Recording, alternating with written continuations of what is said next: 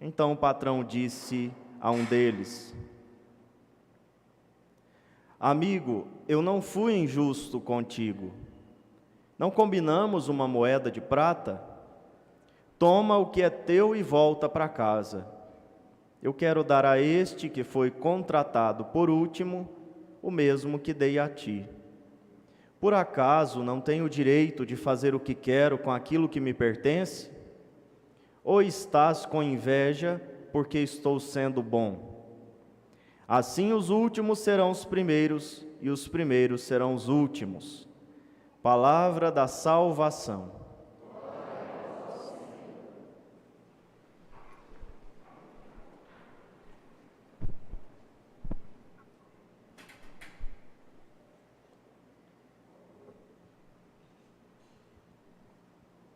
Meus queridos irmãos, celebramos hoje o 25º domingo do tempo comum.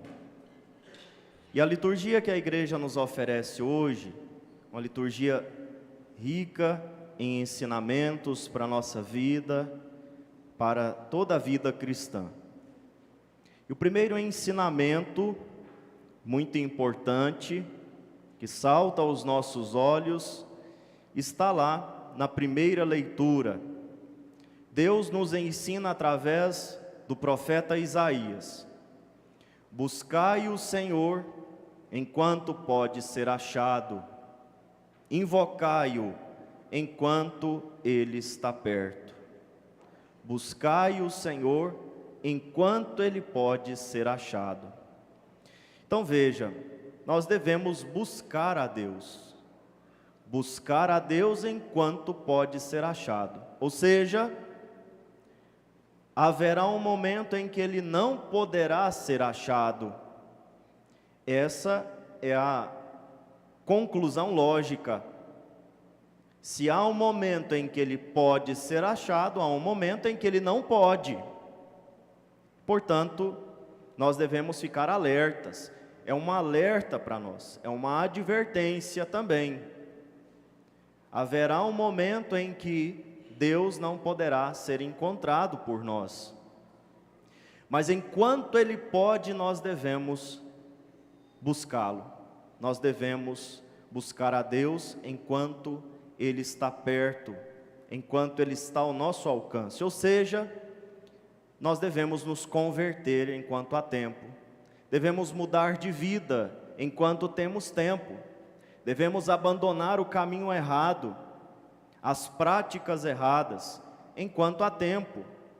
Devemos obedecer a Deus enquanto há tempo. Pode ser que nós pensemos: eu terei e tenho todo o tempo do mundo. Posso passar a minha vida na gandaia, longe de Deus, como filho pródigo.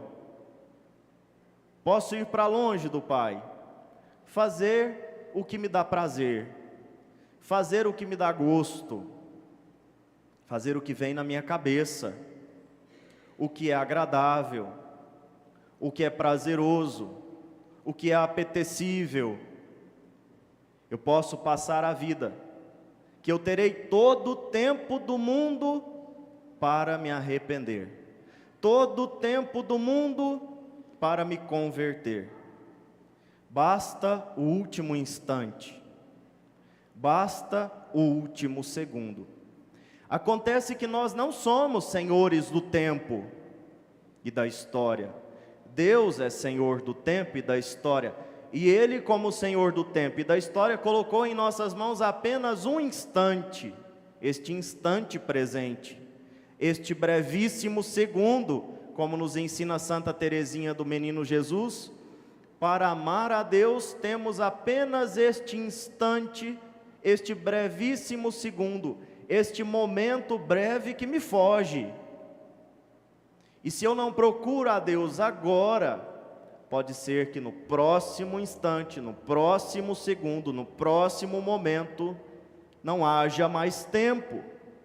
Porque pode ser que não haja o próximo minuto, o próximo instante, o próximo momento. E esta é a verdade. Nós não somos imortais neste mundo, a nossa alma é imortal, mas a nossa vida neste mundo é provisória, é passageira, e é só aqui neste mundo, nesta realidade temporal, que nós podemos decidir: queremos a Deus, não queremos a Deus. Então é temerário nós tomarmos a decisão de buscar a Deus depois, no final, no último instante. O último instante pode ser agora. Portanto, buscai a Deus enquanto Ele pode ser achado. Esta é a verdade, é o imperativo que nós vemos aqui na liturgia de hoje. Busque a Deus enquanto Ele pode ser achado, porque pode ser que você não tenha mais tempo depois, quando Ele não puder mais ser achado, e haverá esse momento, haverá esse instante, haverá este tempo em que Deus não poderá ser mais achado, ou seja, que não haverá mais jeito para os que não se converteram, para os que não mudaram de vida. E veja, o que vem depois é justamente isso que eu acabei de dizer: abandone o ímpio o seu caminho, caminho da impiedade, o homem injusto, suas maquinações, volte para o Senhor que terá piedade dele. Então veja, Deus é generoso no perdão, e se nós nos voltamos para Ele agora, Ele nos acolhe. E Ele quer que você se volte para Ele agora. Ele espera por esse momento. Ele espera por esse instante. Como o Pai misericordioso que fica na varanda de sua casa esperando o filho voltar. É assim que Deus nos espera. Ele nos espera na varanda, ou seja, ansioso, desejoso. Ele tem pressa que esse momento aconteça. Então, meus irmãos, a primeira mensagem, primeiro ensinamento: busquemos a Deus enquanto há tempo. Não protelemos a nossa conversão. Não protelemos a mudança de vida, é agora, nesse momento, nesse instante que nós temos. A segunda mensagem também está aqui no mesmo livro do profeta Isaías. É claro, tem uma ligação direta, íntima com isso que nós acabamos de dizer. Meus pensamentos não são os vossos pensamentos. Deus não pensa como nós. E não raramente nós também não pensamos como Deus. Somos nós que devemos pensar como Ele. Não é Ele que deve pensar como nós. Os meus pensamentos não são os vossos pensamentos. E os meus pensamentos estão distantes dos vossos pensamentos, assim como o céu está distante da terra. E essa é a distância do pensamento de Deus e do nosso. Veja como é distante. E não é distante só porque não somos deuses, mas é distante porque nós somos impiedosos, porque nós somos pecadores, porque nós somos egoístas, porque nós somos orgulhosos, vaidosos, arrogantes, prepotentes. E é claro, cada vez que nós insistimos no erro, nós ficamos mais distantes do pensamento de Deus. Cada vez que o homem erra, que o homem peca, insiste no seu erro, no seu pecado, ele se distancia do pensamento de Deus.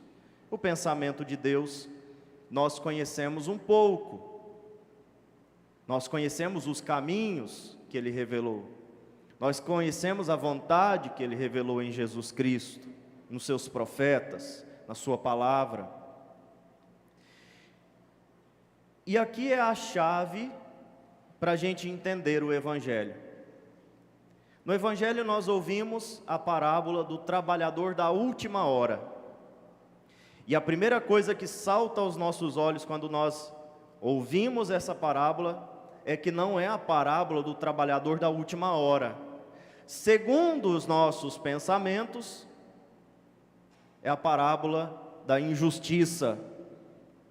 É a parábola da injustiça.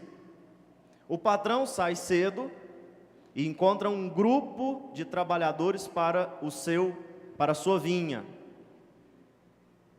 E combina com eles uma moeda de prata, como salário daquele dia. Uma moeda de prata é o que um judeu, na época de Jesus, uma pessoa precisava para viver dignamente, para trazer o sustento para a sua casa dignamente. Naquele dia, era o salário justo, uma moeda de prata. Então o patrão sai, já na primeira hora encontra um grupo de pessoas disponíveis para o trabalho da sua vinha, combina uma moeda de prata e eles vão trabalhar. E esse patrão então encontra outro grupo às 9 horas da manhã, ao meio-dia, às 3 da tarde e por fim às 5 da tarde, 1 hora antes de acabar o serviço. E manda todos para a sua vinha. Ele combina com o primeiro grupo, mas com os outros ele não combina. Na hora de acertar as contas com essas pessoas, ele então pede para que os últimos procurem o seu salário, procurem acertar com os últimos primeiro. Chamem os últimos primeiro e dê a eles, a cada um deles, uma moeda de prata, um salário integral. Quando chega a vez daqueles que trabalharam o dia inteiro, eles pensam, nós vamos receber mais. Trabalhamos o dia inteiro, não vamos receber a mesma coisa que essas pessoas que trabalharam 1 hora, 3 horas, 4 horas receberam. E eles recebem uma moeda de prata. E aí então vem a confusão, vem o murmúrio, vem a controvérsia. Como ele pode pagar a mesma coisa a nós e a esses que trabalharam tão pouco? Nós que trabalhamos tanto e eles que trabalharam tão pouco. Então o patrão diz, combinamos isto, pega o que é teu e vão embora. Pega o que é de vocês e vão embora. Eu posso fazer o que eu quiser com o meu dinheiro, com os meus bens, porque eu sou bom. Por acaso vocês estão com inveja porque eu estou sendo bom? Veja, a chave para o patrão agir daquela maneira é a sua bondade, não o mérito daquelas pessoas. Eles não merecem, mas o patrão é bom e ele age então conforme a sua bondade. Eu disse que para a gente entender essa parábola, a gente precisa se colocar no pensamento de Deus, porque o nosso entende essa atitude como injusta, é injustiça. Nós pagamos a cada um conforme o que cada um merece. Então trabalhou o dia inteiro, um salário inteiro, R$100. Trabalhou meio-dia, só meio período, vai ganhar R$50. Trabalhou um quarto do dia, R$25. É assim que a gente age. É fácil fazer essa conta. Só que os pensamentos de Deus não são como os nossos. E Deus não dá a nós o que nós merecemos. Ele dá a nós o que nós precisamos. O que nós precisamos. E o que cada um ali precisava? Uma moeda de prata. Precisava daquilo para viver com dignidade. Então a justiça de Deus, o pensamento de Deus, não se mede pela nossa justiça, pelos nossos pensamentos, mas pela sua bondade, pelo seu amor, pela sua compaixão, pela sua misericórdia, que dá a cada um, não o que cada um merece, mas o que cada um precisa. E a pergunta que nós devemos fazer é, se Deus desse a nós o que nós merecemos, o que nós receberíamos? Se formos sinceros, se não formos iludidos conosco mesmos, achando que nós somos assim maravilhosos, que somos demais, que merecemos acima do céu, não só o céu, mas acima do céu, porque não matamos e não roubamos. Nós transgredimos todos os outros mandamentos, mas não matamos e não roubamos. Claro, ficou sem conversar, ficou com mágoa no coração, matou a pessoa por dentro, mas não tem problema. Matou e não roubou, merece o céu, merece até sentar-se no trono de Deus. Se nós não formos iludidos a esse ponto, nós vamos admitir, nós merecemos o inferno, nós merecemos a condenação. Porque somos orgulhosos, somos arrogantes, somos presunçosos, somos vaidosos, somos preguiçosos para rezar, para fazer a vontade de Deus, transgredimos os mandamentos, não nos esforçamos o suficiente, nós somos terríveis. Essa semana estava no encontro, estávamos, né, irmãs, num encontro de igreja. Passamos a semana inteira falando de coisas de igreja, palavra de Deus, evangelização, conversão das pessoas e a nossa, etc, etc, etc. E em algum momento, né, durante essa semana, tinha a programação, um jantar do grupo num restaurante italiano, num rodízio, né, de massas. E aí foi aquele grupo, 130 pessoas, e lotou aquele restaurante, pelo menos uma parte dele. As pessoas provavelmente daquele restaurante não estavam acostumadas a servirem um rodízio para tanta gente. E é claro, a massa atrasava, demorava a chegar nos nossos pratos, sobretudo aqueles que estavam sentados no meio da sala, porque quando começava lá na ponta, e quando chegava no meio já tinha acabado. Na outra ponta a mesma coisa. Então quem ficou no meio levou prejuízo do tempo, enquanto os outros estavam se empanturrando, os do meio estavam mamando o dedo. E o que eu achei interessante é que eu não fiquei tanto não, mas eu vi pessoas muito nervosas, irritadas, agressivas com os pobres dos garçons que não conseguiam dar conta do recado. Bastava esperar um pouco mais, a comida iria chegar, mas a gente queria comer rápido. Um monte de gente morto de fome, e não estava morto de fome coisa nenhuma, com sede, mas com sede coisa nenhuma. Mas brigamos com os garçons. Eu não briguei muito, mas pessoas brigaram com os garçons, reclamaram, está demorando, tem 3 horas que eu pedi tal coisa. Não tinha 3 horas, tinha muito tempo, mas não era 3 horas. Queremos carne, queremos bife, queremos isso, queremos aquilo. E depois eu pensei, justamente no momento em que nós podemos mostrar a nossa conversão, mostrar a nossa opção por Deus, por uma vida católica, nós jogamos tudo no lixo, maltratando os pobres dos garçons. Veja, não é tão simples assim. Na prática, no dia a dia, nós vemos a nossa maldade, a nossa impaciência, a nossa intransigência, a nossa incompreensão. É assim em casa, quando o almoço atrasa. É assim no trabalho, quando as coisas não chegam na minha mesa na hora certa. É assim entre os amigos, quando uma coisa ou outra não sai como combinado. É assim entre os irmãos, quando precisam dividir o brinquedo. Nós somos maus. Isso não é história, não é uma história, um gênero literário, não é uma piada, não é uma metáfora, é real. Nós não temos paciência de esperar a carne num rodízio. Brigamos por causa de um pedaço de carne.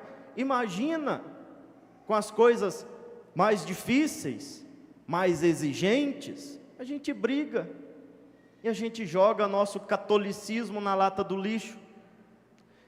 Nós somos, por exemplo, abrindo um grande parênteses aqui, nós somos a maior nação católica do mundo, em números.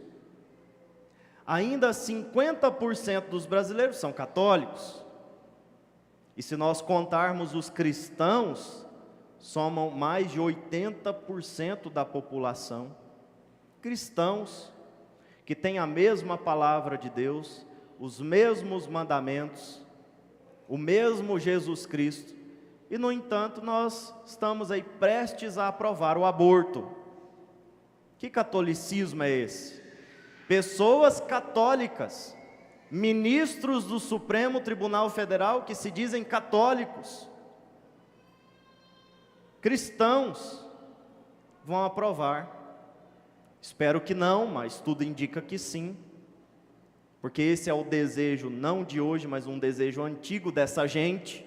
E nós advertimos o ano passado, falamos, eu falei, e muita gente disse que padre não tem que se envolver em política, que isso é fake news. Tudo que nós advertimos está acontecendo.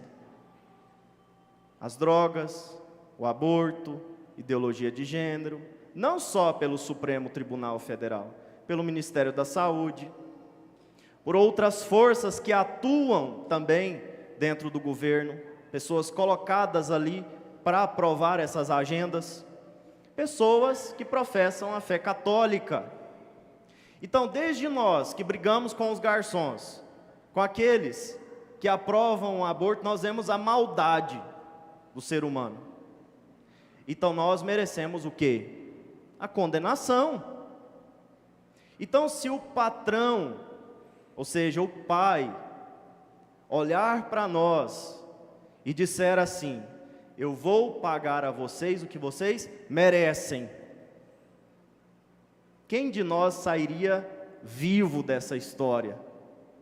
Jesus e Maria, da história, porque São José, ele se converteu, ele viveu a santidade, é um exemplo. Mas Jesus e Maria, que nunca conheceram o pecado, o resto, de Adão e Eva para cá, sobraria ninguém. Então essa é a lógica de Deus. Ele olha para nós e diz: eu vou dar o que eles precisam. O que eles precisam? A minha graça, o meu amor, a minha bondade, a minha misericórdia, a minha paciência, os meus ensinamentos, os meus puxões de orelha, as minhas correções, e às vezes até sofrimentos. Eu vou dar a eles o que eles precisam para se converterem, para receberem esse salário que é o céu, que é a vida eterna, que é a salvação. Ele olha para nós e diz: eu vou dar o que eles precisam, porque se ele fosse dar o que nós merecemos, não sairíamos ilesos dessa história. E é claro, ele faz isso porque Jesus mereceu isso por nós, mereceu isso para nós. Ou seja, são os méritos de Cristo que nos alcançam quando o Pai olha para nós e diz: eu vou dar o que eles precisam, uma moeda de prata para cada um. Agora notem uma coisa, isso aqui é muito importante, porque pode ser que a gente fique: então eu estou forgado porque todo mundo vai receber uma moeda de prata no final, todo mundo vai receber a salvação. Está vendo, padre? Até os abortistas, até aqueles que mandam ou que legalizam o assassinato de crianças indefesas no ventre das suas mães, até as pessoas que estimulam esse tipo de prática, todo mundo vai se salvar. Uma moeda de prata para todo mundo, porque o Pai é bom. Notem uma coisa: todo mundo que recebeu um salário aqui trabalhou, todo mundo. Uns trabalharam mais, outros trabalharam menos, mas todos trabalharam. Ou seja, todos, enquanto foi o tempo, enquanto tiveram tempo, abraçaram o Senhor. Foram para a vinha. E a questão é essa: o Senhor não passou às 5:30 da tarde, como pode ser que alguns pensassem que iria passar. O Senhor não passou às 5:59 da tarde, como alguns pensassem que poderia passar. Ele passou às 5 e não passou mais. E quem não abraçou o trabalho, ou seja, a vinha do Senhor, às 5 da tarde, às 3 da tarde, ao meio-dia, às 9 da manhã, às 6 da manhã, ficou de fora do trabalho, ficou de fora do pagamento, não recebeu a moeda. Então essa história de que Deus vai dar a moeda, igual o Silvio Santos que joga dinheiro, né? Quem quer dinheiro, quem quer a salvação, e aí joga o aviãozinho. Não é assim. Claro, é assim desde que haja uma adesão ao trabalho, adesão à vinha. Isso é muito importante. Não podemos esquecer isso. Se eu ficar fora da vinha, fora da salvação. Se eu não abracei a oportunidade. Então qual é a oportunidade que Deus está te dando? Deus te deu a oportunidade um dia, você abraçou? Deus está te dando a oportunidade agora, você está abraçando? Ele dá essa oportunidade agora, precisamos abraçar. Pode ser que ele não volte amanhã, pode ser que ele não volte a semana que vem, mês que vem, padre, ano que vem, daqui 10 anos, daqui 20 anos, quando eu aposentar, quando eu resolver meus negócios, quando eu criar meu gado, quando eu enterrar meu pai. Lembra do Evangelho? Deixa eu enterrar meu pai, deixa eu despedir da minha família, deixa isso, deixa aquilo. Não, é agora. Pode ser que amanhã ele não volte. E isto é um imperativo para nós. Precisamos abraçar a salvação agora, neste instante. O Senhor passou, te chamou, atenda, corresponda, diga sim, porque pode ser a última oportunidade. Lembre-se, pode ser que muitas pessoas ficaram lá. Ele veio às 6, ele veio às 9, ele veio meio-dia, ele veio 3 da tarde, ele veio às 5, 5:30 ele vai voltar, com certeza ele vai voltar. Então fica aí, ó, fala nada não, espera a próxima oportunidade. E quem esperou, ficou sem o trabalho, ficou sem o pagamento, ficou sem o seu sustento. E trazendo para a nossa vida espiritual, que é o que importa, é a mensagem quer nos ensinar, ficou sem a salvação. Que não seja o nosso caso, que não seja o nosso caso. Procuremos o Senhor enquanto Ele pode ser achado. Busquemos a sua misericórdia, o seu amor, busquemos a salvação. Correspondamos à graça de Deus agora. Vivos ou mortos, pertencemos ao Senhor, diz São Paulo. Isso é verdade? Somos do Senhor? Abraçamos a salvação? Estamos na vinha?